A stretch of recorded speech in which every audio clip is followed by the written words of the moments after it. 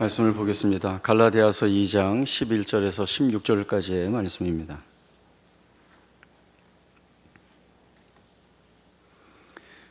갈라디아서 2장 11절부터 16절까지의 말씀 보겠습니다. 게바가 안디옥에 이르렀을 때에 책망받을 일이 있기로 내가 그를 대면하여 책망하였노라. 야곱에게서 온 어떤 이들이 이르기 전에 게바가 이방인과 함께 먹다가 그들이 오매 그가 할례자들을 두려워하여 떠나 물러가매 남은 유대인들도 그와 같이 외식함으로 바나바도 그들의 외식에 유혹되었느니라. 그러므로 나는 그들이 복음의 진리를 따라 바르게 행하지 아니함을 보고 모든 자 앞에서 게바에게 이르되 네가 유대인으로서 이방인을 따르고 유대인답게 살지 아니하면서 어찌하여 억지로 이방인을 유대인답게 살게 하려느냐 하였노라. 우리는 본래 유대인이요 이방 죄인이 아니로되 사람이 의롭게 되는 것은 율법의 행위로 말미암음이 아니요 오직 예수 그리스도를 믿음으로 말미암는 줄 알므로 우리도 그리스도 예수를 믿나니 이는 우리가 율법의 행위로서가 아니고 그리스도를 믿음으로써 의롭다 함을 얻으려 함이라. 율법의 행위로서는 의롭다 함을 얻을 육체가 없느니라. 아멘. 오늘 본문을 보면 베드로가 수리아 안디옥 교회를 방문했을 때에 일어난 한 사건을 다루고 있습니다. 먼저 수리아 안디옥이라고 하는 곳은 로마 제국에서 세 번째로 큰 도시입니다. 이 당시에 인구가 약 25만 명 정도 된다라고 하는 연구가 있고 이 25만 명 가운데 10분의 1은 유대인이다라고 하는 그런 조사 결과가 있습니다. 그러니까 2만 5천 명에서 한 3만 명 정도의 적지 않은 유대인들이 본토를 떠나서 이 수리아 안디옥이라고 하는 이방 지역에 살고 있는 것입니다. 그러다 보니 수리아 안디옥에 교회가 세워졌을 때에 유대인들이 교회로 들어와서 복음을 믿고 또 성도로서 활동을 하게 됩니다.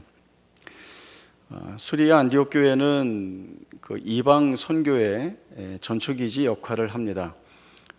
예루살렘과 소아시아 더 나아가서는 마게도냐를 잇는 그 지리적 강점이 있기 때문에 이곳에서 바울은 선교 전초기지를 구성하고 또 1차, 2차, 3차 전도 여행 때 모두 이곳에서 출발하고 또 이곳으로 돌아오게 됩니다. 수리아 안디옥 교회는 이방 지역에 세워진 교회이다 보니까 말씀드린 대로 많은 유대인들이 교회 안으로 들어오기도 하지만 또 이방인들이 이 복음을 듣고 교회 안에 들어와서 성도가 된 교회입니다. 그렇게 구성이 되다 보니까 수리아 안디옥 교회에서는 그러한 특성에 맞게 유대인 성도와 이방인 성도들의 하나 되어서 교회를 함께 섬겨 나가고 또 주 안에서의 풍성한 교제들을 많이 이루어 나갔습니다. 그렇기 때문에 수리아 안디옥 교회의 유대인 성도들에게 있어서는 율법과 관련된 문제가 전혀 걸림돌이 되지 않았습니다. 이런 상황에서 오늘 사건이 하나 일어나게 됩니다. 베드로가 수리아 안디옥 교회를 방문합니다. 이때가 언제인지는 정확히 알려지지 않지만 추론하기로는 바울이 예루살렘에 방문한 그 이유가 아니겠는가라고 생각을 합니다. 이때 한 사건이 일어나서 바울이 아주 공개적으로 베드로를 책망하게 됩니다. 그것은 베드로가 이 수리아 안디옥에 와서 이방인 성도들과 함께 식사를 하던 중에 예루살렘으로부터 내려온 사람들이 있다는 이야기를 듣고는 황급히 놀라서 자리를 뜨게 됩니다. 아마도 베드로는 이방인과 함께 식사한 것이 혹여 자신에게 어떤 비난이나 또 이 일로 인하여서 공고한 상황에 처해지지 않을까라고 하는 우려 때문에 도망을 간 것으로 보입니다. 그러나 이것은 베드로만 도망가고 끝난 일이 아니라 수리아 안디옥 교회에 있는 유대인 성도들 그리고 바나바까지도 이 이방인들하고 식사를 하면 안 되는 거였나라고 하는 그러한 문제점을 고민하게 되고 이것이 이들에게는 외식과 관련된 시험이 되었다 이렇게 말씀이 되고 있습니다. 일반적으로 유대인들은 이방인들을 부정하게 여기기 때문에 몸의 접촉을 피해 왔습니다. 몸 닿는 것도 부정하다고 여기는데 음식을 같이 먹는 것은 있을 수 없는 일입니다. 그러나 이 같은 일에 그 변화가 일어나게 되는데 교회에서부터 시작이 되게 되죠. 오순절 성령 강림 이후에 많은 유대인들과 이방인들이 성령 충만하여서 교회로 들어오게 됩니다. 이들은 같은 믿음을 고백하고 또 한 교회 아래에서 성도의 교제를 나누게 됩니다. 사도행전을 보면 믿는 사람이 다 함께 있어 모든 물건을 서로 통용하고 또 재산과 소유를 팔아 각 사람의 필요에 따라 함께 나누고 집에서 모여서 떡을 떼고 순전한 마음으로 함께 한다라고 하는 말씀들이 있습니다. 그럼에도 불구하고 아직까지는 예루살렘 교회나 또 이방 교회의 율법과 복음에 관한 이견으로 문제가 혼란스럽게 있었던 것은 사실입니다. 이 문제를 이제 하나님이 서서히 풀어가시게 됩니다. 지난주 수요 예배 때 황인수 강도사님이 설교하셨는데 그때 저랑 본문이 두 개 겹치더라고요. 그래서 제가 나하고 본문이 겹쳤네 이제 그런 생각을 한 다음에 그래도 나보다 황인수 강도사님이 먼저 설교를 해서 다행이다 이런 생각이 들었습니다. 만약에 제가 먼저 했으면 황 강도사님이 담임 목사님 설교가 본문이 겹쳤네 내가 본문을 바꿔야 되나 이런 고민을 했을 텐데 저는 뭐 그냥 하죠. 사도행전 10장에 보면 고넬료라고 하는 사람이 등장합니다. 이 고넬료는 로마 군대 백부장입니다. 100여 명 정도의 부하를 둔 군인입니다. 그러니까 우리나라 군대 구성으로 보면 한 120명 정도의 중대를 거느리는 중대장급 군인이다 이렇게 생각을 하면 되겠습니다.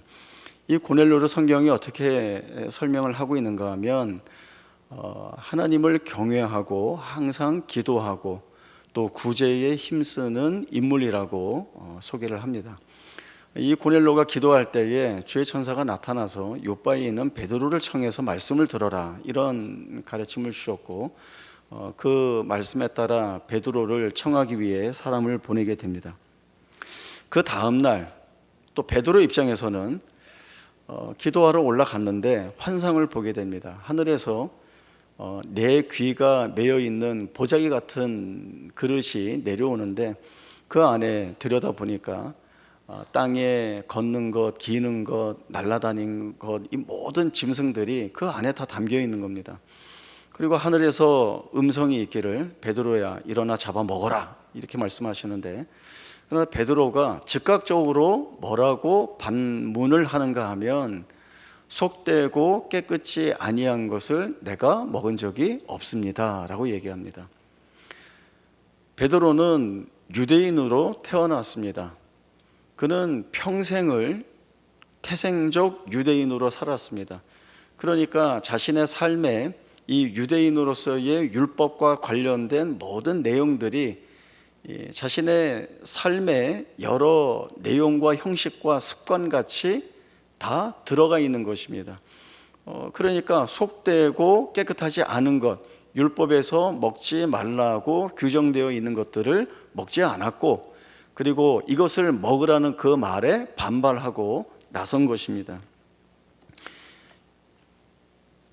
그러나 하늘의 음성이 또 있습니다. 하나님께서 깨끗하게 하신 것을 네가 속되다 할 수 없다라고 하는 말씀이었습니다.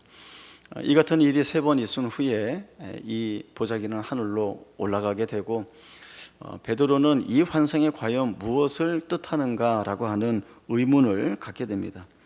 이때 고넬료가 보낸 사람들이 도착을 하게 되고 베드로는 이들을 따라 고넬료 집으로 가게 됩니다. 집에 갔더니 고넬료와 가족과 친지와 친척들 그리고 가까운 친구들이 다 모여 있고 베드로는 이 자리에서 예수 그리스도를 구주로 전하는 말씀을 하게 되고 이때 성령이 임하는 것을 보고는 세례를 베풀게 됩니다. 이 자리에서 베드로가 한 이야기가 두 가지입니다. 첫째는 유대인으로서 이방인과 교제하는 것이 위법인 줄을 너희가 알지 않느냐. 베드로의 이 말을 통해서 유대인으로서 이방인하고 이렇게 만나서 대면하여 이야기하는 것 자체가 유대인 사회에서는 법으로 금지하는 내용이라는 것을 알 수 있습니다. 그러나 베드로는 고넬료의 부름을 받고 오는 가운데 그리고 이 이방인들에게 주의 말씀 복음을 전하고 성령이 임하고 세례를 베푸는 가운데 자신이 보았던 환상이 무엇이었는지 하나님께서 그 환상을 통하여 무엇을 말씀하시는지를 분명히 알게 된 것입니다. 하나님이 주신 말씀을 합니다. 하나님께서 아무도 속되다 하거나 깨끗하지 않다 하지 말라 하시기로 내가 너희의 부름을 사양하지 않고 왔다. 두 번째는 하나님은 사람의 외모를 보지 아니하고 하나님을 경외하고 의를 행하는 사람을 다 받으신다는 것을 내가 깨달았다라고 이야기합니다. 그리고 성령까지 임하시니 세례를 베풀지 않을 수 없었습니다. 근데 문제는 여기서 끝나지 않았습니다. 사도행전 11장에 가면 예루살렘에 있는 사도들이 이 베드로가 이방인들과 만나서 복음을 전하고 세례를 베풀었던 일들을 듣게 됩니다. 그리고 즉각적으로 나온 반응은 베드로를 비난하는 것이었습니다. 내가 어찌 무할례자, 이방인, 부정한 자들의 집에 들어가서 함께 먹었느냐라고 하는 것입니다. 이때 베드로가 자기가 본 환상을 다 설명하고 그리고 그때 마침 고넬료가 보낸 사람들이 도착을 하였고 성령이 내게 아무 의심도 하지 말고 쫓아가라 하시기로 내가 갔고 내가 복음을 증거할 때에 성령이 임하시는 것을 보고는 하나님이 우리가 예수를 믿을 때에 성령을 선물처럼 주신 것과 같은 일들이 이제 있는데 내가 누구이기에 이들에게 세례를 베풀지 않겠는가. 하나님께서는 이방인에게도 생명 얻을 기회를 주셨다라고 하는 생각을 이 베드로를 비난하는 사람들이 베드로의 말을 듣고는 고백을 하게 됩니다. 시간을 좀 되돌리면 복음이 전해지는 선교의 현장 그리고 하나님의 은혜가 여전히 주어지는 교회 안에서도 이때에는 아직 분명한 기준을 가지고 있지 못했습니다. 이런 일들이 바울로 인하여서 사실은 수면에 떠오르게 되죠.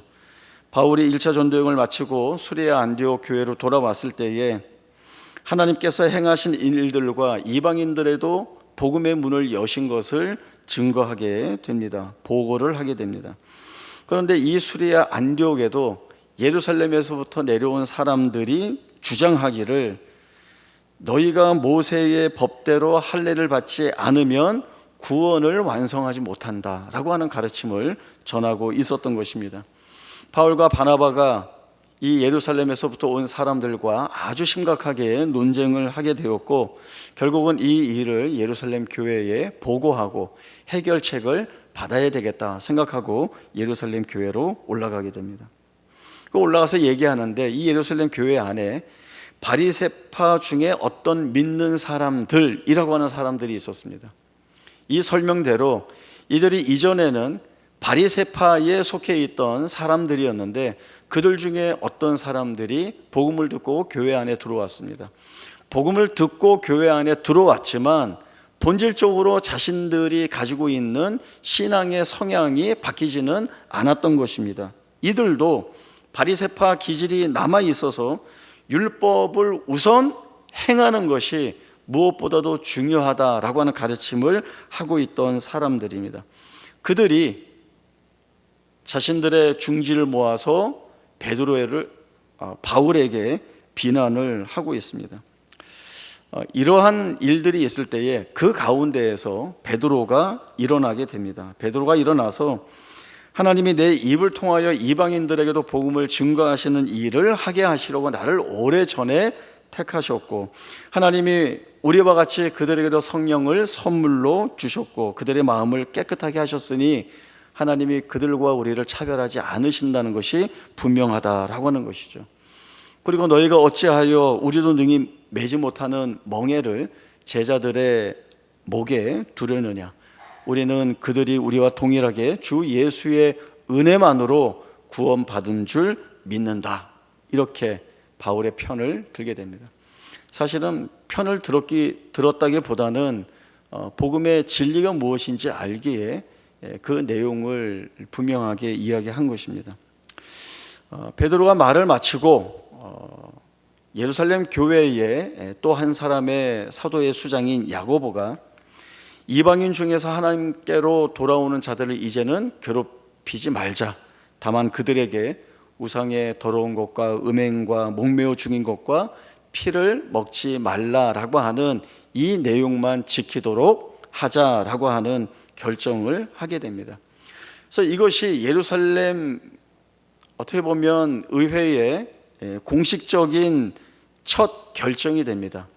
그리고 이것이 공식 문서화되어서 이방에 있는 모든 교회에 이 공식 문서를 회람하게 하고, 그리고 이제부터는 복음만으로는 되지 않는다, 율법을 지켜야 구원이 완성된다라고 하는 가르침은 하지 않는 것으로, 그리스도께서 부르시는 그 복음의 은혜만으로 구원을 받는다라고 하는 이 내용이 아주 깔끔하게 정리가 되어서 전해지게 됩니다. 베드로가 수리아 안디옥을 방문해서 식사하는 것이 전혀 문제가 되지 않았는데, 정작 베드로 자신도 하나님께서 우리에게와 같이 이방인에게도 구원의 선물을 주셨다, 이런 이야기를 해두고는 약간 이율배반적인 모습을 보이게 되죠.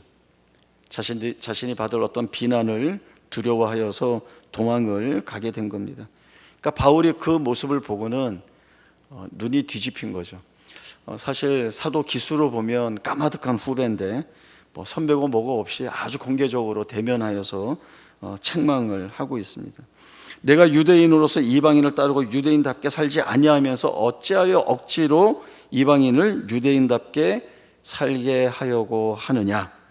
사람을 의롭게 하는 것은 율법의 행위가 아니라 오직 예수 그리스도를 믿음으로 말미암는 것이다 라고 이야기를 합니다. 이 진리는 양보하거나 타협할 수 있는 문제가 아닙니다. 그리고 선택의 문제도 분명 아닙니다. 진리라는 것은 변하지 않는 것입니다. 진리는 논리의 법칙에 모순되지 않는 보편적인 사실입니다.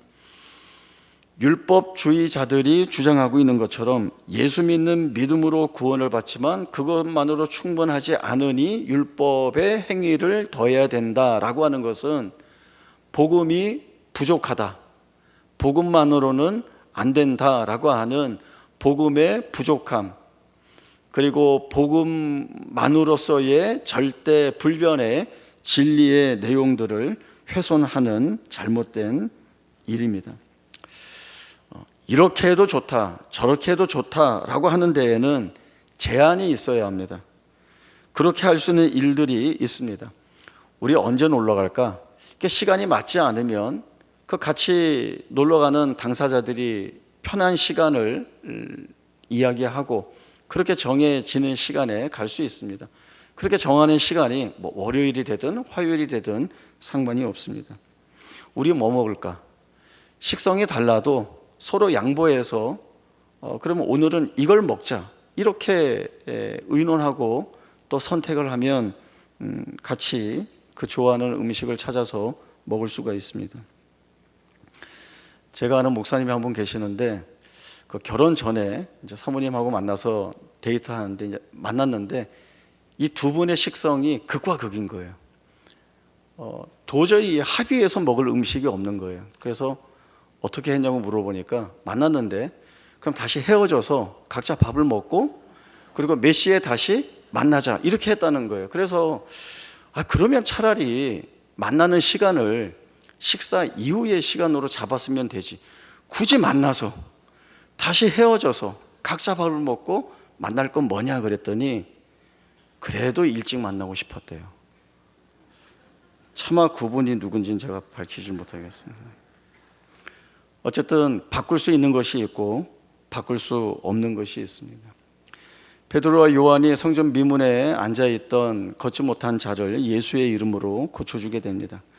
이 일로 인해서 공회 앞에 끌려 나와서 청문회를 하게 되죠. 너희가 무슨 권세와 누구의 이름으로 이 일을 행하였느냐. 이때 베드로는 다른 이로서는 구원을 얻을 수 없으니 천하 사람 중에 구원을 받을 만한 다른 이름을 우리에게 주신 일이 없다라고 이야기하면서 예수의 유일한 복음을 선포하게 됩니다.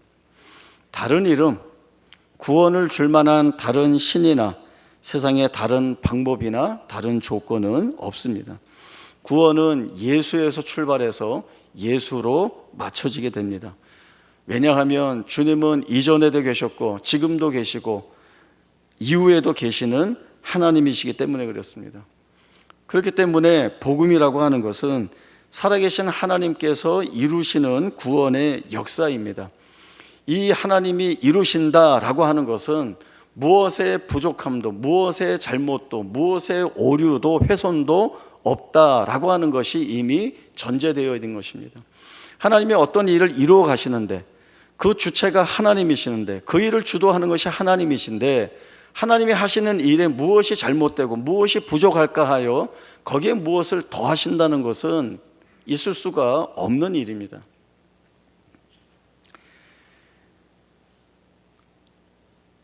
예수님의 제자들도 그리했고 바울도 그렇게 했습니다. 복음을 증거하기 위하여 나아가는데 이 복음의 사역을 완성하기 위하여 내가 가져가야 할 무엇이 있다 하지 않았습니다. 오히려 예수님은 너희 빈손으로 나가라고 제자들에게 말씀하셨죠. 아무것도 가지지 않고 갑니다. 그들이 갔을 때에 그들이 전하는 복음을 믿고 받아들이는 자들에게는 복음의 은혜가 그쳐지지만 그렇지 않은 자들에게는 손이나 발에 먼지까지도 다 털어버리고 돌아서서 떠나라고 했습니다. 이들이 복음을 증거하고 돌아와서 주님께 보고한 일이 무엇인가 하면 우리가 복음을 증거할 때에 귀신이 쫓겨나가고 죽은 자가 살아나는, 병든 자가 일어나는 놀라운 일들이 있었다라고 하는 것이죠. 아무것도 가지고 나가지 않았지만 복음의 사역이 완성이 됩니다. 주님이 말씀하신 것이 무엇인가요? 사탄이 하늘에서 떨어지는 것을 내가 봤다라는 말씀을 주십니다. 하나님이 이루어내시는 역사는 세상에 다른 내용이 더해져야 완성되는 것이 절대 아니라고 하는 것이죠. 오늘 기도원 옆에 오셔서 말씀을 주셨는데 26억 권이나 세상에 이 성경이 나누어졌다라고 하는 것이 정말 놀랐습니다. 그러나 어디에 있는 그 성경 한 권이 누군가의 손에 들려져서 읽을 때에 성령이 그 말씀을 조명하여 주시면 믿을 수밖에 없는 것입니다. 내가 아무리 싸움 잘하는 사람으로 살았어도, 내가 아무리 내 마음대로 사는 사람이었어도 성령의 말씀을 통하여 진리를 보게 하시면 그 유일한 진리를 믿을 수밖에 없는 것이죠. 그것이 복음이고 그것이 복음이 가진 능력이요 은혜라고 하는 것들을 저희들이 보게 됩니다. 세상은 시험하고 미혹합니다.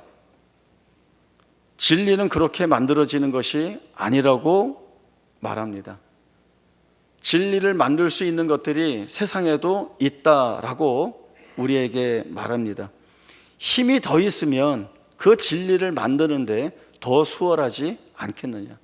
너희 손에 가진 것이 있으면 그 가진 것으로 진리를 더 풍성하게 만들어낼 수 있지 않겠느냐.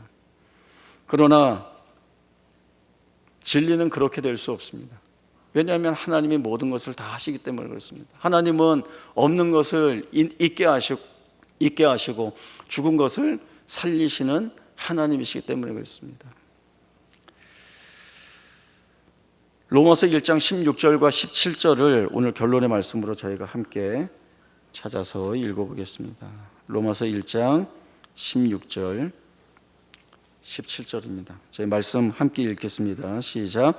내가 복음을 부끄러워하지 아니하노니 이 복음은 모든 믿는 자에게 구원을 주시는 하나님의 능력이 됨이라. 먼저는 유대인에게요 그리고 헬라인에게로다. 복음에는 하나님의 의가 나타나서 믿음으로 믿음에 이르게 하나니 기록된 바 오직 의인은 믿음으로 말미암아 살리라 함과 같으니라.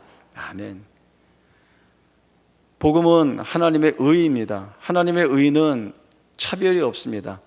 하나님은 아브라함을 부르실 때 이미 아브라함을 통하여 천하 만민이 복을 받으리라, 이 천하 만민이 복을 받으리라는 이 말씀 가운데 하나님의 택함을 받은 유대인들이나 이스라엘이나 그들이 부정하게 여기는 이방인까지도 다 포함하여서 그들이 하나님 나라의 백성 될 것을 작정하셨고 선포하셨습니다. 그것이 복음이고, 이 복음을 믿음으로 믿는 우리가 우리의 삶에서 증언할 것은 주님이 우리에게 주신 말씀대로 진리가 너희를 자유케 하리라 라고 하는 것입니다. 우리는 세상의 다른 것에 매여서 우리의 것을 빼앗기지 않습니다.